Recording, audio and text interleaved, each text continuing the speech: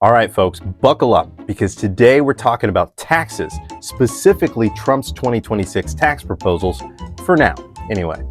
All this is subject to change, and as some of you have already observed, some of it has already changed as of the date of this video release. I know, nothing gets blood pumping like tax reform, right? But stick with me because this could mean either keeping more of your money or just paying it in a more sneaky backdoor way. Either way, you're going to love it or hate it, probably a little bit of both. And before we dive in, do me a favor, hit that like button down there, right? It's free, unlike everything else in this economy, right? Also, subscribe if you enjoy laughing through your financial anxiety. Now, let's go ahead and get into it. So, Trump wants to reduce or even eliminate income tax. Sounds great, right? Who doesn't love a good tax break? But hold on to your wallet, because instead of taking money from your paycheck, they'll just make sure everything you buy costs more. Groceries? More expensive. Gas? More expensive. That treat yourself coffee? Hope you enjoy paying extra for that sprinkle of cinnamon. And to plan to get there, 3 main goals. Number 1, get rid of certain taxes, like Social Security tax, because apparently paying into it your whole life wasn't enough. Number 2, extend the 2017 tax cuts set to expire in 2025. Silver lining. I'm not sure anyone's mad about this one. And number 3, incentivize businesses to manufacture in America, or, at least pretend to while they pass the cost of those penalties right onto your wallet. All right, let's talk about how Uncle Sam gets his cut, okay? The government has 2 main strategies. Number 1 is obviously collecting taxes, and number 2 is borrowing money. Think deficit, okay?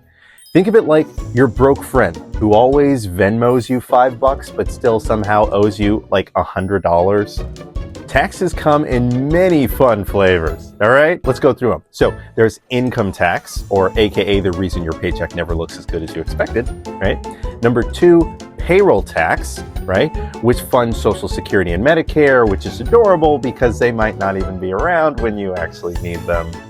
Number 3, capital gains tax, for when you make money on investments, assuming you have investments because you aren't spending all your money on rent, goods, and services to survive. Okay, and number 4, corporate tax, the tax that mega corporations avoid like salad on a kid's menu. Number 5, sales tax, aka surprise, costs even more than the sticker price. Number 6, sin tax, because you're going to enjoy life, right? Cigarettes and alcohol. You should at least pay extra for it. Number 7, tariffs, taxes on imported goods, which they swear won't cost you anything until you realize that almost everything you buy is imported. Now, here's where things get interesting, okay? Trump has proposed cutting taxes on tips, which sounds great, but also opens the door to some very creative tax fraud. Oh, I don't get paid, I just really get generous tips. Yeah, good luck explaining that to the IRS. Number 2, taxes on Social Security benefits. Now this one really does make sense. You already paid into it, so why do they tax you again? Okay, but let's not celebrate yet. This could still just get lost in political red tape, okay? Number 3, taxes on overtime pay, which, let's be honest, is probably never happening. It sounds great, but so does six-pack abs, and we all know how that goes. By the way, if you've made it this far, congratulations. You now know more about taxes than most people running for office. If you're enjoying this mix of education and existential dread, go ahead and hit that like button. Or don't. Just know that that's basically a tax on my feelings.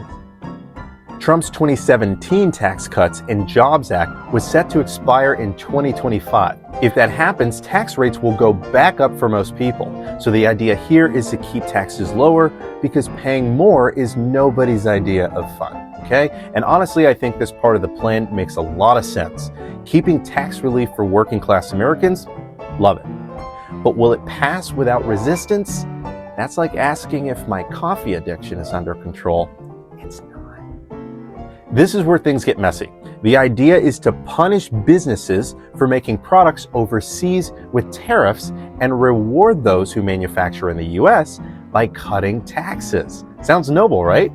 Until you realize that businesses are businesses. They will pass 100% of those costs right onto you, the consumer. Congratulations! You're now left paying the penalty supposedly aimed at your boss. Here's an example. A company moves its manufacturing to the US and gets a tax break. Do they lower their prices out of the goodness of their hearts? Or do they just keep prices the same and pocket the extra money? If you guessed the second one, congratulations! You understand capitalism and you're not an idiot. Now, let's talk about the elephant in the room, government debt. Cutting taxes is great, but it also means that the government has less money, okay? It's literally the largest source of government funding, taxes, which means more borrowing on the government's part, right? Which ultimately means more debt. You see where I'm going with this? Sure, lower taxes could boost the economy. More money in people's pockets should mean more people spending and spurring the economy. But most Americans are already drowning in debt from interest rates on mortgages, credit cards, car payments, etc.